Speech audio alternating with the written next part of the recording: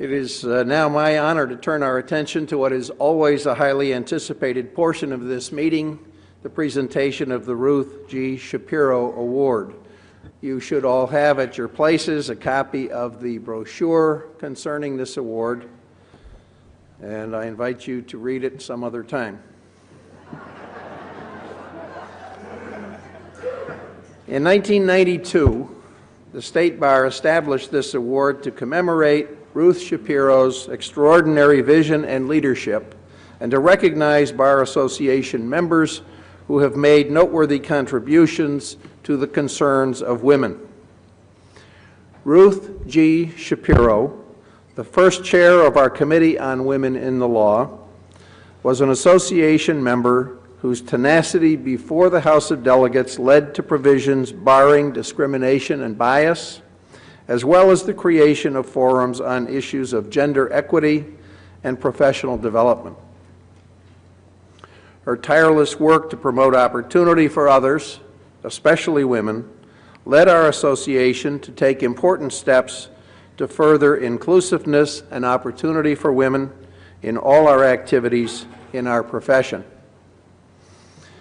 We're pleased to have members of Ruth's family with us for this presentation, including her daughter Jane and her sister, Federal District Court Judge Miriam Goldman Cedarbaum. Welcome.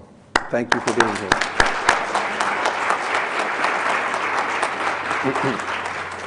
We're also joined by past honorees and members of the Committee on Women in the Law, which administers the award. This year's Shapiro Award honoree is a model of Ruth's legacy and leadership and service. Kathleen Donelli is a partner of the law firm McCarthy Finger in White Plains, where she was the firm's first female partner, and she concentrates her practice in matrimonial law. She's a former president of the Westchester Women's Bar Association and the White Plains Bar Association. She is co-chair of the Westchester Women's Bar Association's Matrimonial Committee and has served as co-chair of its Judicial Screening Committee. She's also a member of the Grievance Committee for the 9th Judicial District and former co-chair of the Westchester County Bar Association's Grievance Committee. She currently serves on the Board of Directors of Legal Services of the Hudson Valley, and she is a fellow of the American Bar Foundation. Ms. Donelli's impressive professional achievements include winning a landmark custody case before the New York State Court of Appeals, Tropia versus Trubia, that established a new rule in New York for custodial parents seeking to relocate. Ms. Donelli lectures extensively on ethics and professionalism, matrimonial law, and collaborative law before the Judicial Institute, the Office of Court Administration, Pace Law School, and various bar associations and other professional organizations and community groups. In addition to her extensive professional work and pro bono contributions, she has found time to be an active member of her community, having served as Vice President of the YWCA of White Plains and Central Westchester and President of the Board of Directors of St. Bernard's Center for Learning, a Head Start program for homeless children. As President of the Westchester Women's Bar Association, Ms. Donelli was known for her excellent leadership and her extensive efforts to highlight women's issues. She represented domestic violence victims as part of her involvement in the Survivors Law Project, the Northern Westchester Shelter and Victims Assistance Services. And she played a prominent role in advancing no-fault divorce legislation in New York State. She is known as an outstanding mentor, reaching out to the women around her, providing support and guidance, and helping them to make connections that many credit for their professional success. It's my great honor to present the 2013 Ruth G. Shapiro Award to Kathleen Donelli.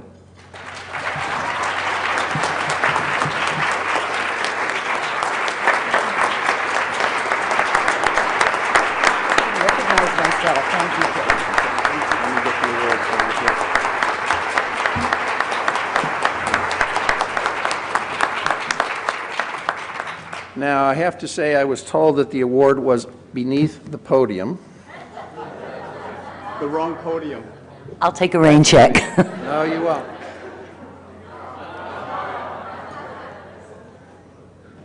Glenn was holding out on me, I can see that.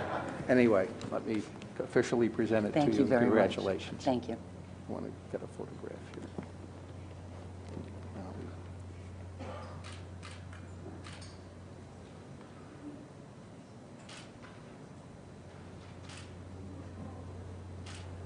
There you go. Thank you. Thank you very much, Dave. I didn't recognize myself. That was a very generous introduction.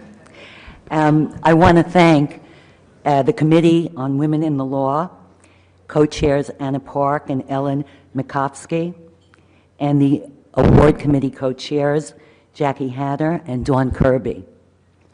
I am so grateful to be here today with my dear friends, my sisters from the Westchester Women's Bar Association and the Women's Bar Association of the State of New York, affectionately known as WBASNY.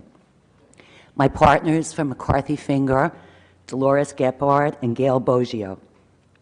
Dolores' nomination of me at the WBASNY board meeting was so moving, it brought tears to my eyes. Anyone who knows Dolores knows she has a gift for words, and she is the queen of hyperbole. Gail is a former president of WBASNY.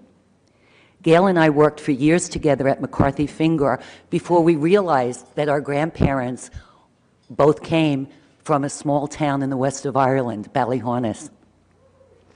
The first time I met Donna Frasco at a WWBA meeting, I eagerly invited her to co-chair our commercial litigation committee. Donna accepted, and the rest is history. Donna is here today as the current president of WBASNY.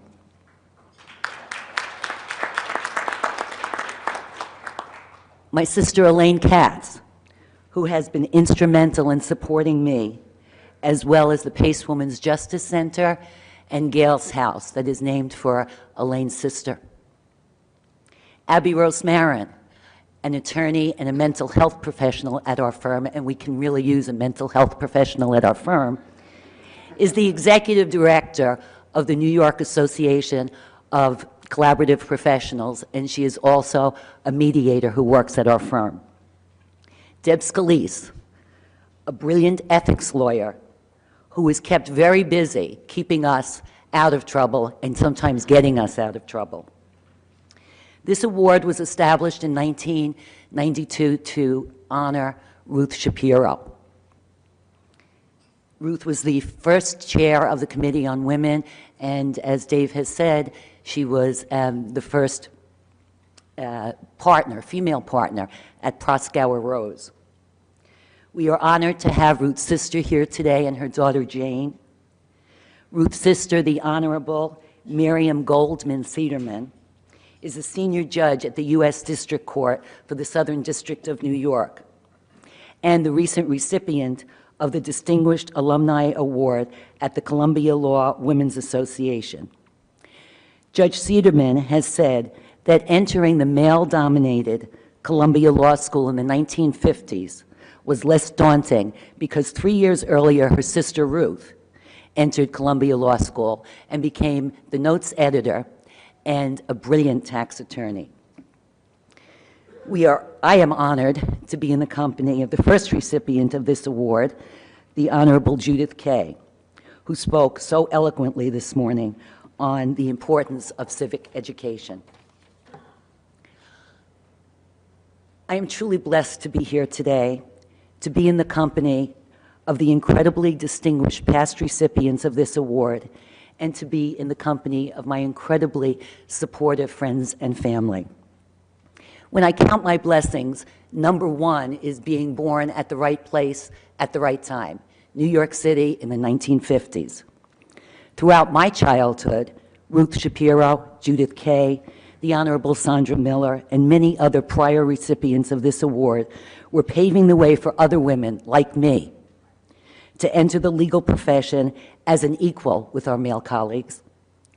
Although I've had many challenges in my life, I have always had the fundamental conviction that hard work and a good education offered me the hope of a life better than my parents, my grandparents, and my great-grandparents. My great-grandmother had 15 children in 20 years in Ireland. I am grateful to be among the first generation of women to have access to reproductive rights, to have a choice. I am blessed by the men who have shaped my life. My father died in a car accident months after he graduated from Pace Night School when I was 8 years old.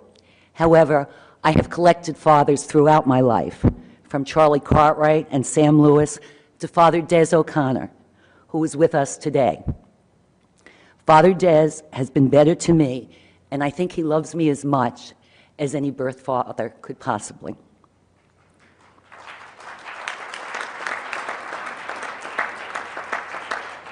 I am blessed by the strong, loving, incredible women in my life. My grandmother, a widow during the Depression, worked at Macy's in a job that did not appreciate the amazing wisdom she personified. She gave me the gift of generosity and survival. She supported and raised my mother and my Aunt Bernice as a widow during the Depression. As the eldest of 15 children, she also supported her younger siblings in Ireland by sending them boxes filled with clothing and everything else she could think of that would enrich their lives. My greatest blessing is to have my Aunt Bernice and the Honorable Sandra Miller here with me today. My Aunt Bernice showed me how to be responsible, how to be financially independent, and how to be loving. Judge Miller has shown me the same. I would like to thank both of them for being the reason I am receiving this award today.